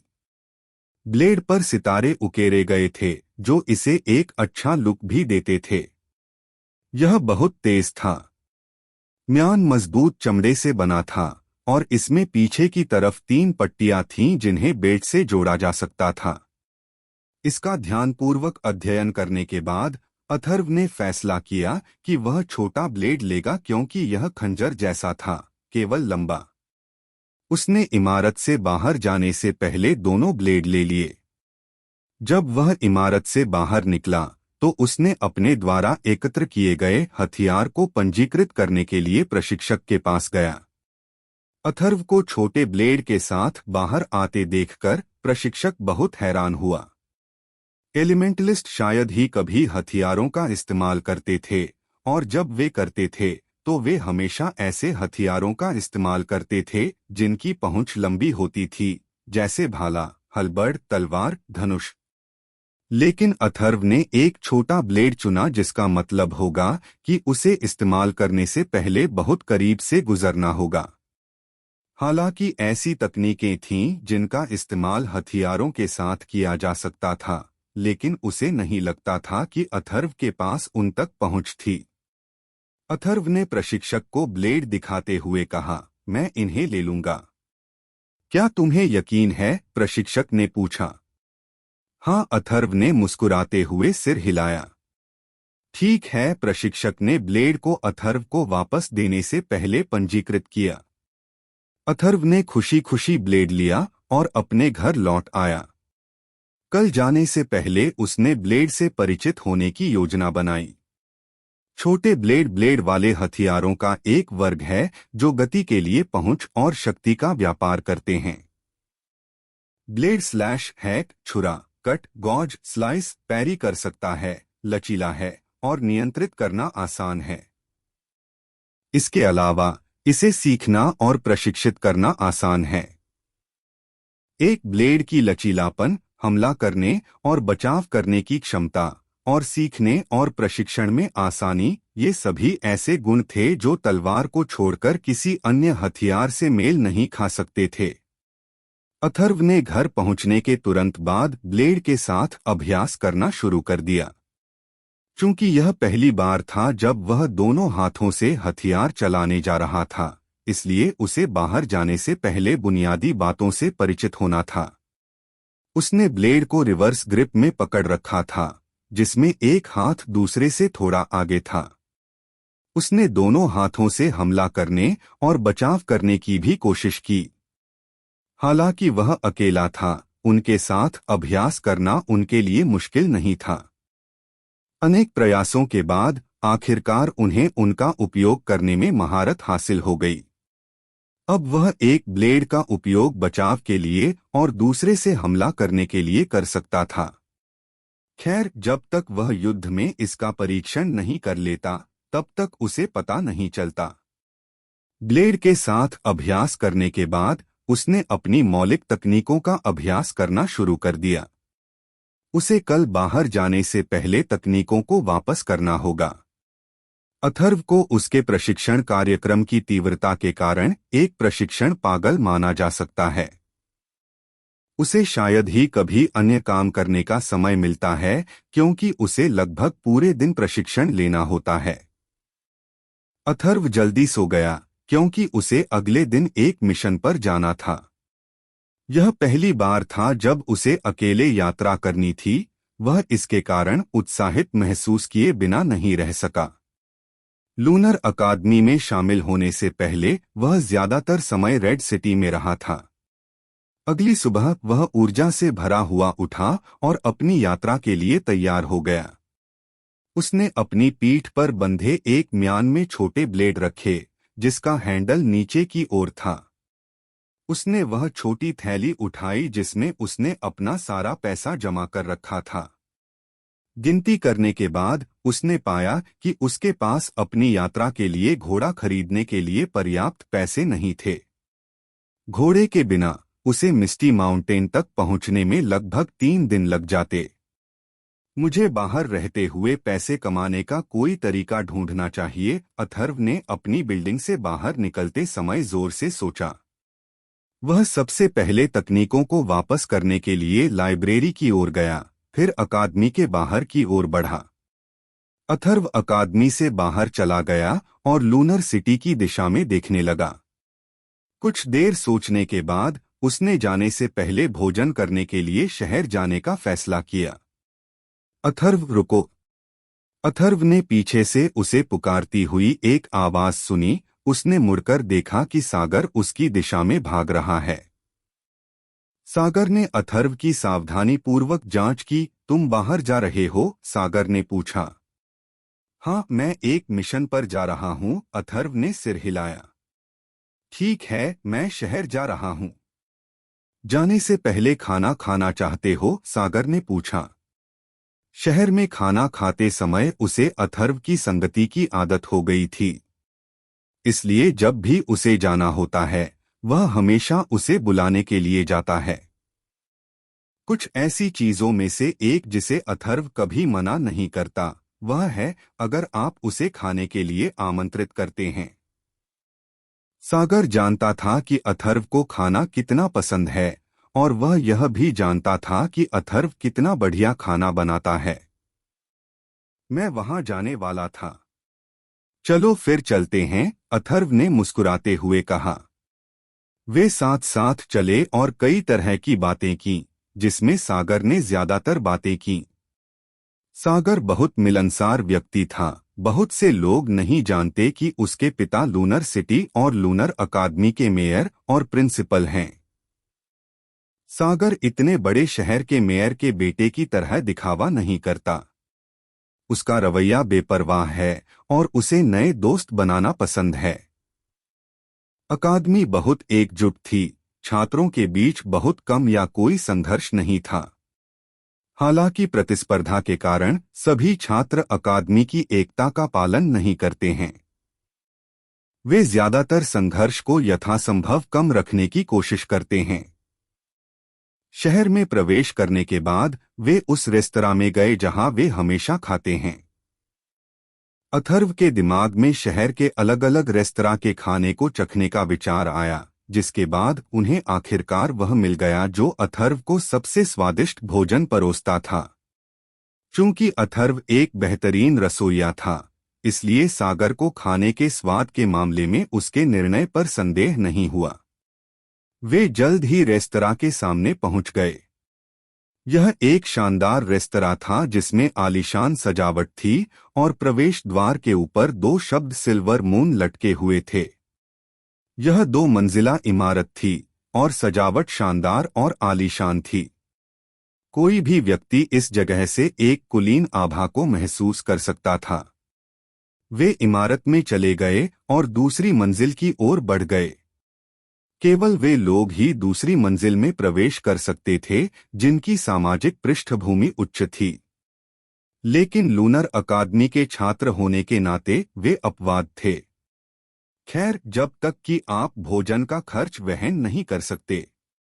पहली मंजिल की अधिकांश टेबलें भरी हुई थीं।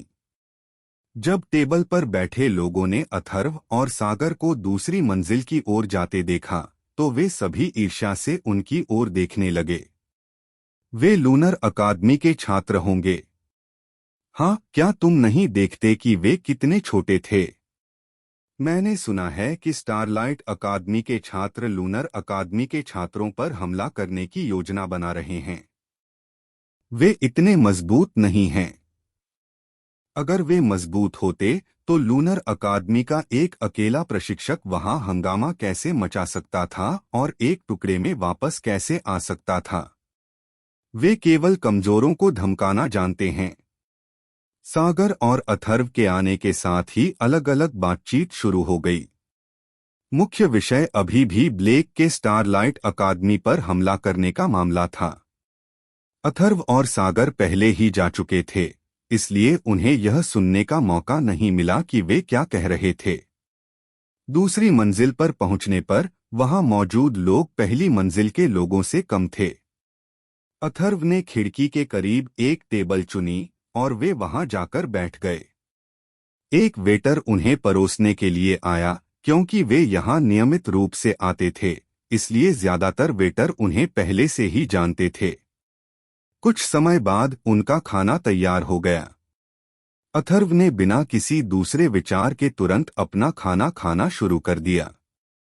जब सागर ने यह देखा तो वह मुस्कुराया और अपना सिर हिलाया, साथ ही अथर्व के नक्शे दम पर चला। वे अभी भी खा रहे थे जब उन्होंने सीढ़ियों से हलचल सुनी। अथर्व ने देखने की जहमत नहीं उठाई क्योंकि यह एक रेस्तरां था और लोग अक्सर आते थे। अथर्व, एक युवा महिला की आवाज सुनाई दी। अथर्व अपना नाम सुनकर चौंक गया। जब उसने अपना सिर उठाया तो उसने एलिस, रेनॉल्ड्स और लाइटनिंग हॉल के दो अन्य छात्रों को उनकी दिशा में चलते हुए देखा। अरे एलिस, अथर्व ने उसके बैठने के लिए जगह बनाने के लिए एक तरफ हटते हुए कहा। तुम आर्केन प्लेन में घुस गए और तुमने मुझसे मिलने की भी जहमत नहीं उठाई, एलिस ने शिकायत करते हुए कहा। मुझे खेद है, आगे बढ़ने के बाद मुझे प्रशिक्षक ब्लेक की तलाश करनी पड़ी। फिर मुझे प्रशिक्षण के लिए पुस्तकालय से तकनीकें भी एकत्र करनी पड़ी। मैंने अपनी यात्रा से लौटने के बाद आपसे मिलने की योजना बनाई थी, अथर्व ने स्पष्टीकरण देने से पहले माफी मांगी। तुम किसी मिशन पर जा रहे हो? एलिस ने हैरानी से पूछा। हाँ, मैं बाहर जाकर खुद को प्रशिक्षित करना चाहता था, अथर्व ने उत्तर दिया। चूंकि तुम आर्केन प्लेन में घुस चुके हो, इसलिए अब हम मुकाबला शुरू कर सकते हैं, एलिस ने एक दुष्ट मुस्कान के साथ कहा। समूह में एलिस ही थी जिसे लड़ाई में सबसे ज्यादा मजा आता था। जब बाकी लोगों ने उसे मुकाबला कहते सुना तो वे सभी अथर्व को दयनीय नजरों से देखने लगे। वे जानते थे कि वह कितनी डरावनी थी। यह सुनकर अथर्व कांप उठा। उसे अभी भी याद था कि सागर और रेनॉल्ड्स ने उसे टूर्नामेंट के बारे में क्या बताया था। जरूर, जब मैं वापस आऊंगा तो हम मुकाबला करेंगे, अथर्व ने एक कठोर मुस्कान के साथ कहा। वह उसके अनुरोध को अस्वीकार नहीं कर सका क्योंकि वह अभी भी उस पर नाराज थी कि उसने उसे तोड़ने के बाद उसे सूचित क्यों नहीं किया। हम एक समूह मिशन पर गए थे और हम पर स्टारलाइट अकादमी के उन कायरों ने घात लगाकर हमला किया, रेनॉल्ड्स ने एक द्वेषपूर्ण स्वर में कहा। क्या? अथर्व और सागर ने उसी समय चिल्लाया। रेनॉल्ड्स ने उन्हें बताया कि क्या हुआ था। वे लूनर सिटी के क्षेत्र के ठीक बाहर एक मिशन पर गए थे। वहां डाकुओं का एक समूह था जो यात्रा करने वाले व्यापारियों का रास्ता रोक देता था और उन्हें गुजरने देने से पहले उनसे पैसे ऐंठ लेता था। कई शिकायतों के बाद अकादमी ने इससे निपटने का फैसला किया। चूंकि डाकू आर्केन प्लेन के दूसरे और चौथे चरण के आसपास ही थे, इसलिए उन्होंने इसे छात्रों के लिए एक मिशन के रूप में निर्धारित किया। एलिस पहले से ही आर्केन प्लेन के अंतिम चरण में थी।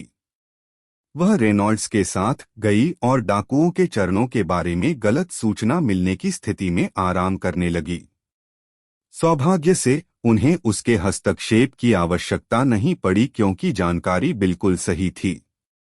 अपना मिशन पूरा करने के बाद वापस लौटते समय उन पर स्टारलाइट अकादमी के छात्रों ने घात लगाकर हमला किया। अचानक हुए हमले के कारण वे तुरंत रक्षात्मक हो गए। समूह में सबसे मजबूत होने के कारण एलिस स्टारलाइट अकादमी के नेता को जोरदार झटका देने में सफल रही। इससे उन्हें भागने का मौका मिल गया क्योंकि वे संख्या में कम थे। हालांकि उन पर घात लगाकर हमला किया गया था, लेकिन आश्चर्यजनक रूप से वे बिना किसी चोट के बाहर आ गए। जब आप बाहर निकलें तो आपको सावधान रहना चाहिए, एलिस ने चिंता के साथ कहा। जरूर, अथर्व ने जवाब दिया। इसके अलावा ऐसा नहीं है कि वे जान पाएंगे कि मैं लूनर अकादमी का छात्र हूं, अथर्व ने कहा।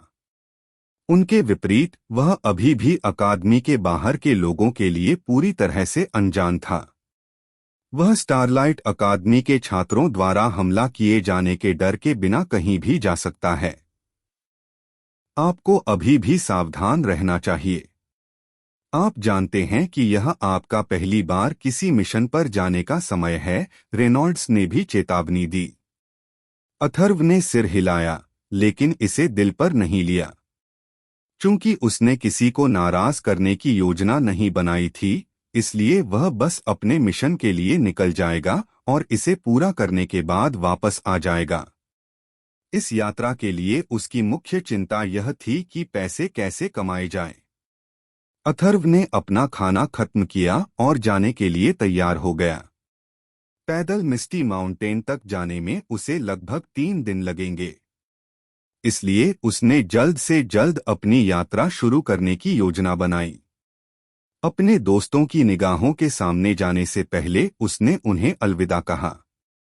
उसने इलाके का नक्शा निकाला। उसने पहले ही अपना रास्ता तय कर लिया था। मिस्टी माउंटेन तक पहुंचने से पहले उसे 4 शहरों से गुजरना होगा। मिस्टी माउंटेन अकादमी के उत्तर पश्चिम में स्थित था। उसे बस नक्शे पर दिए गए मार्गों का अनुसरण करना था और उसे 3 दिनों के भीतर वहां पहुंच जाना चाहिए था। उसने अपनी यात्रा शुरू की और जल्द ही क्षितिज में गायब हो गया। शांत शहर। जैसा कि नाम से ही पता चलता है, यह शहर बहुत शांत था और बाहर बहुत ज्यादा लोग नहीं दिख रहे थे। ज्यादातर व्यस्त शहरों के विपरीत यह शहर बहुत शांत था। एक युवक को एक सराय के दरवाजे से चलते हुए देखा जा सकता था। वह कमरा लेने के लिए रिसेप्शनिस्ट के पास गया। अथर्व को मिस्टी माउंटेन पहुंचने से पहले एक और शहर पार करना होगा। लूनर सिटी छोड़ने के बाद यह दूसरा दिन था। वह पहले से ही लगभग पूरी तरह से कंगाल हो चुका था। कमरे का किराया चुकाने के बाद उसके पास सुबह के खाने के लिए ही पैसे बचते थे। उसे अपने खाने की मात्रा भी कम करनी पड़ी ताकि पहाड़ पर पहुंचने से पहले उसके पास कुछ पैसे बच सकें। उसके पास पैसे कमाने की पहले से ही एक योजना थी।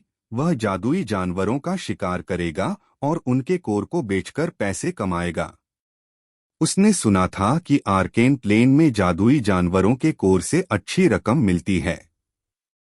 अगली सुबह उसने बाहर निकलने से पहले अपने पास बचे हुए आखिरी पैसे से खाना खाया।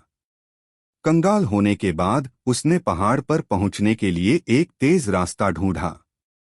नक्शे का अध्ययन करने के बाद उसे एक रास्ता मिला जो चट्टानी घाटियों से होकर जाता था।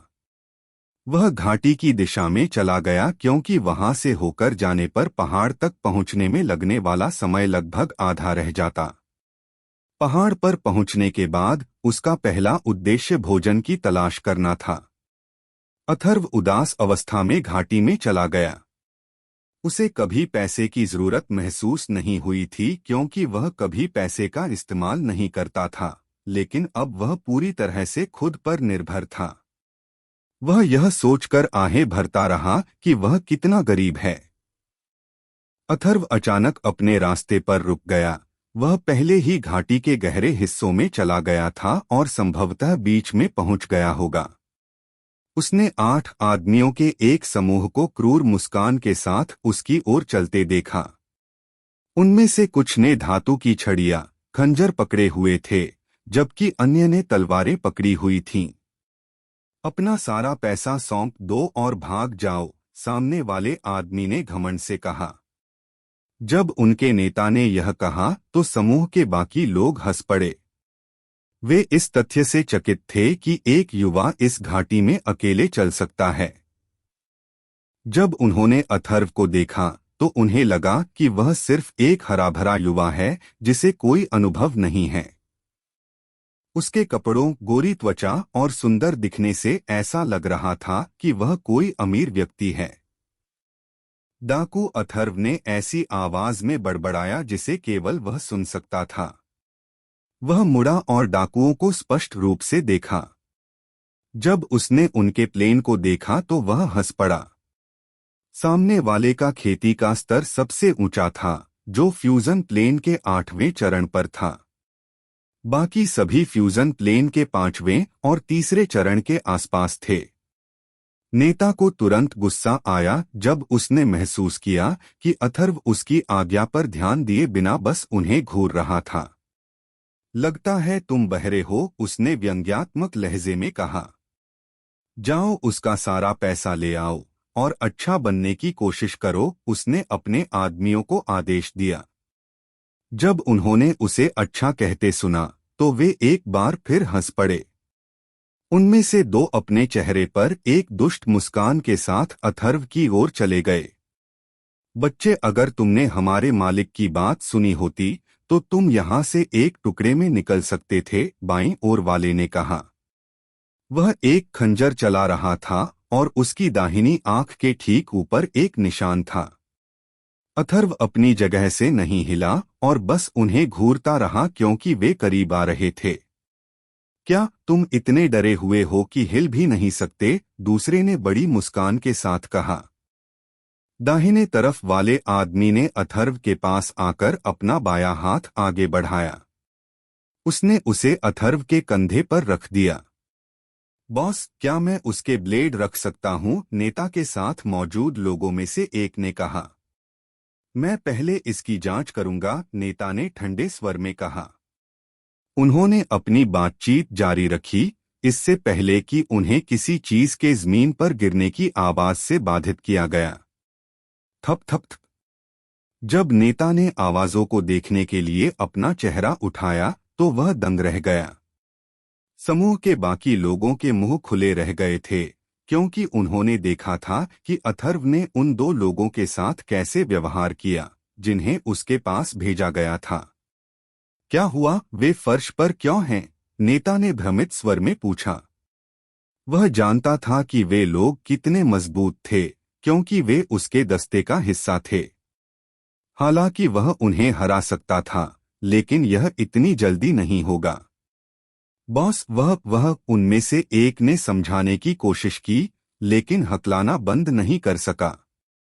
वह क्या? नेता ने अपने आदमियों को कितना घबराया हुआ देखकर गुस्से में दहाड़ लगाई।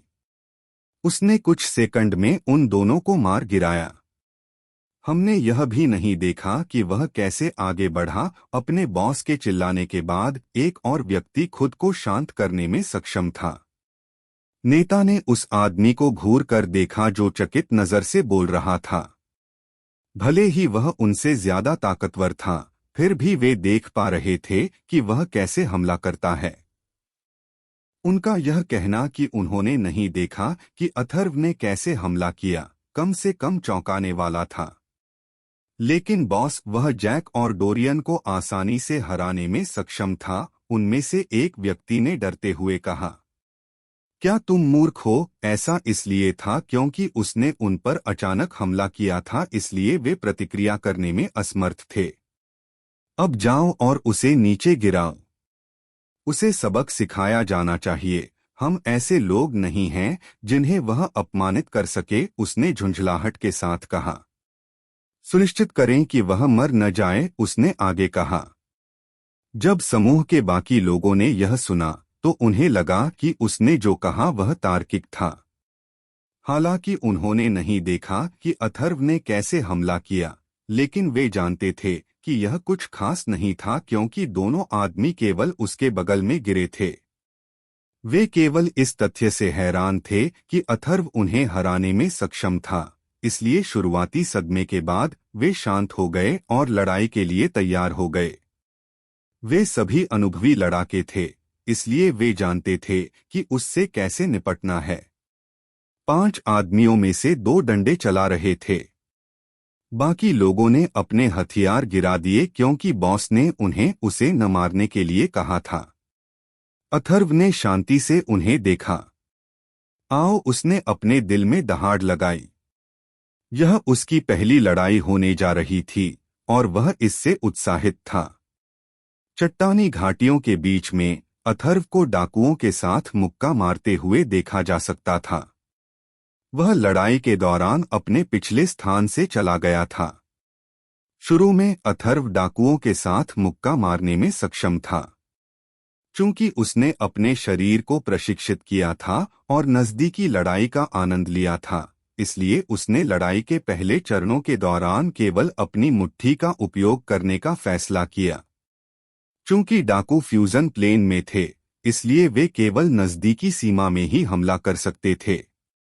डाकुओं में असाधारण टीम वर्क था, इसलिए वह जल्दी ही निष्क्रिय अवस्था में आ गया।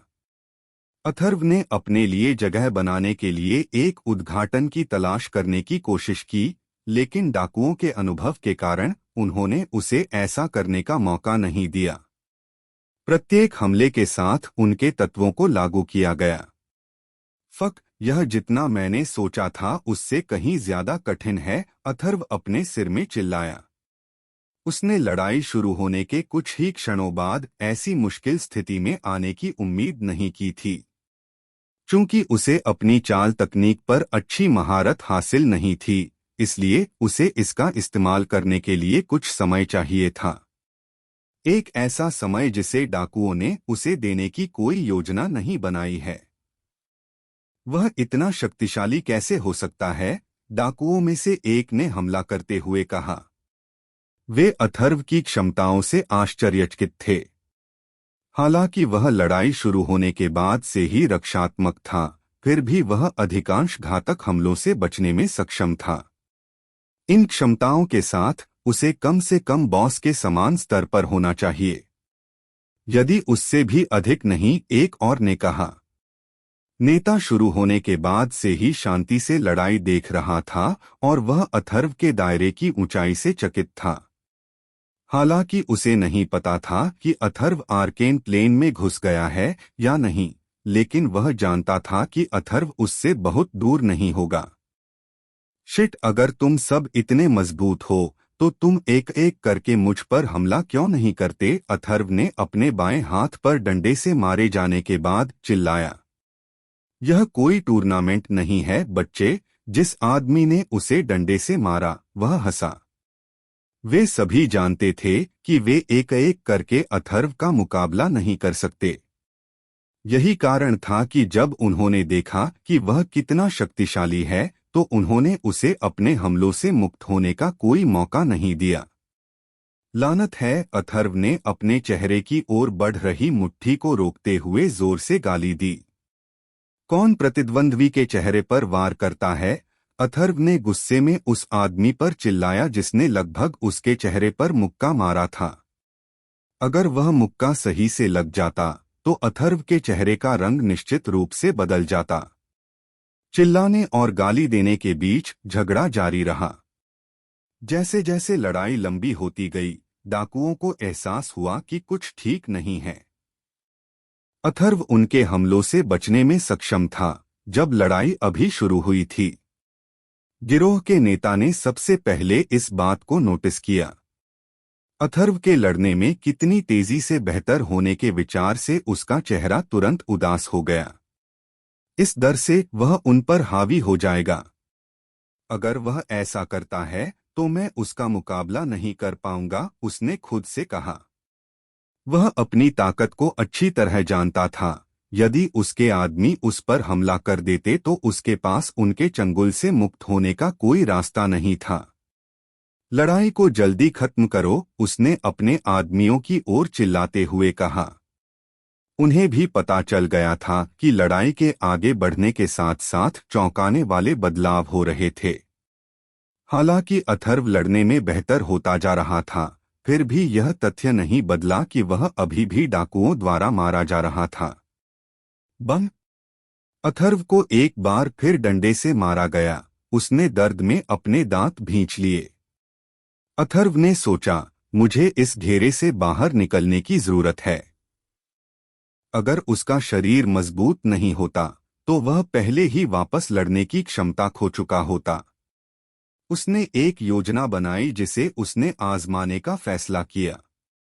हालांकि यह योजना दर्दनाक होने वाली थी, लेकिन यह इस तंग घेरे में बंद रहने से बेहतर था। उसकी योजना सरल थी, वह भागने के मौके के लिए एक वार का व्यापार करना था। वह एक डाकू को खुद पर वार करने देगा जबकि वह दूसरे पर झपटेगा। अगर उसे एक साफ वार मिल जाता तो वह आजाद हो जाता। योजना में कुछ खामियां थीं, लेकिन अभी के लिए उसके पास यही सब था। उम्मीद है यह काम करेगी। अगर वह खुद को मुक्त कर सकता था, वह तुरंत अपनी चाल तकनीक का उपयोग करेगा। अगर वह इसका उपयोग करता तो वे उसे देख नहीं पाते। आखिरकार एक मौका खुद ही सामने आया। क्योंकि समूह सभी एक साथ हमला नहीं कर सकते थे, इसलिए उन्हें बारी बारी से हमला करना पड़ा। और एक दूसरे के साथ उनकी समझ के कारण अथर्व के लिए यह अनुमान लगाना कठिन था कि अगला हमला कौन करेगा। डाकुओं में से एक ने अथर्व की पीठ की ओर वार किया। अथर्व ने अपना दिमाग शांत किया और बेतरतीब ढंग से उनमें से एक को चुना। जिस क्षण वार लगने वाला था, अथर्व ने बेखबर डाकू की ओर वार किया। डाकू ने कभी नहीं सोचा था कि अथर्व बचाव करने के बजाय हमला करेगा। उसने जल्दी से पीछे हटने की कोशिश की, लेकिन अथर्व उसके करीब चला गया। जिस क्षण वार अथर्व से टकराया, उसने खुद को डाकू की ओर फेंक दिया। डाकू को तुरंत जमीन पर गिरा दिया गया। अथर्व ने तुरंत ही घेरे से बचने के लिए मौके का इस्तेमाल किया। उसने पहले खुद को समूह से दूर किया ताकि वह अपनी सांस ले सके। घटनाओं के अचानक मोड़ से डाकू चकित थे। उन्हें कभी उम्मीद नहीं थी कि अथर्व उनके जाल से बचने के लिए ऐसी योजना बनाएगा। हिस! अथर्व ने दर्द में फुफकारते हुए उस जगह को पकड़ लिया जहां उसे मारा गया था। मैंने खेलना बंद कर दिया है, अथर्व ने ठंडी आवाज में कहा।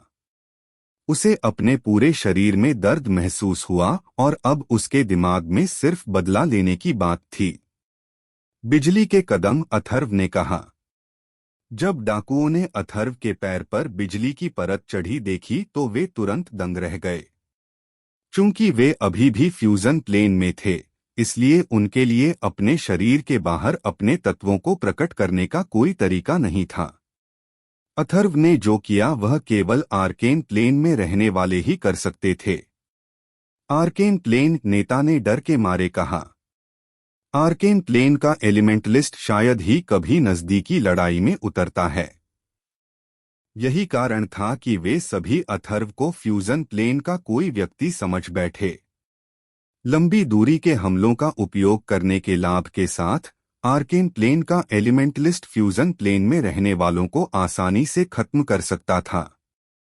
कोई आश्चर्य नहीं कि वह उनके साथ बना रह सकता था, नेता ने आत्मज्ञान के साथ कहा। अब उसे पता चल गया था कि अथर्व इतना तेज क्यों था और वह इतने सारे हिट क्यों झेल सकता था। आर्केन प्लेन के एलिमेंटलिस्ट के शरीर स्वाभाविक रूप से फ्यूजन प्लेन के लोगों की तुलना में अधिक मजबूत होते हैं और वे तेज भी होते हैं। वह बुरी तरह डर गया और पीछे मुड़कर देखने की भी हिम्मत नहीं जुटा पाया। अचानक से शांति छा गई और उसे शोर सुनाई देना बंद हो गया। अचानक उसे अपनी तरफ से एक आवाज आती हुई सुनाई दी। तुम कहाँ जा रहे हो? अथर्व ने मुस्कुराते हुए कहा। हालांकि वह लड़ाई से घायल हो गया था, लेकिन इससे उसे फायदा हुआ और उसके पास अपने दैनिक शारीरिक प्रशिक्षण के कारण एक मजबूत शरीर था। नेता रुक गया और अथर्व के मुस्कुराते चेहरे को देखा। उसके लिए अथर्व का मुस्कुराता हुआ चेहरा एक दुष्ट राक्षस का था। आर्कन प्लेन में कोई हाथ से हाथ की लड़ाई में क्यों शामिल होगा? उसने अपने मन में चिल्लाया। यह समझ में नहीं आया। जब उसे याद आया कि वह अथर्व से उसके पैसे कैसे लूटना चाहता था, तो उसे पसीना आने लगा। उसे भेड़ की खाल में एक भेड़िया वाला मुहावरा याद आया। मुझे अचानक याद आया कि मेरी पत्नी ने मुझसे कहा था कि मैं उसके लिए कुछ खाने को लाऊं, इसलिए मैं बस जल्दी से उसे खाना लाकर देना चाहता था, डाकू नेता हकलाते हुए बोला। जब अथर्व ने उसकी बात सुनी तो उसकी जीभ चटक गई। चिंता मत करो, मैं तुम्हें मारने की कोई योजना नहीं बना रहा हूं। जब डाकुओं के सरदार ने यह सुना तो वह अंदर से खुश हो गया। यही बात उसे सबसे ज्यादा परेशान कर रही थी। उसने अपने आदमियों की ओर देखा और पाया कि वे बस बेहोश थे और मरे नहीं थे। धन्यवाद हे सुंदर, उसने एक चापलूसी भरी मुस्कान के साथ कहा। जब अथर्व ने सुना कि उसे कैसे संबोधित किया गया तो वह अंदर से बहुत खुश हुआ। मैंने तुम्हें 1 या 2 वार करने की योजना बनाई थी, लेकिन मैं अचानक अच्छे मूड में हूँ, अथर्व ने खुशी से हंसते हुए कहा। चलो वापस चलते हैं, अथर्व ने कहा। उसने सरदार के कंधों पर अपना हाथ रखा जैसे वे करीबी दोस्त हों। कुछ भी अजीब करने की कोशिश मत करो, अथर्व ने उसे याद दिलाया। सरदार आज्ञाकारी ढंग से अथर्व के पीछे पीछे चला गया। उसे डर था कि अगर उसने मना किया तो अथर्व उसे पीट देगा। जब वे वापस वहां पहुंचे जहां बाकी डाकू थे, तो अथर्व ने उसे उन्हें जगाने के लिए कहा। जब डाकुओं को होश आया तो वे आश्चर्यचकित थे। वे प्रतिक्रिया करने में असमर्थ थे इससे पहले कि अथर्व ने उन सभी को खत्म कर दिया। वे सभी अथर्व को घबराहट से घूर रहे थे। ठीक है, अब सभी को पंक्ति में खड़ा करो, अथर्व ने निर्देश दिया। नेता के पास पहुंचने के बाद उसे अचानक एक अद्भुत विचार सूझा।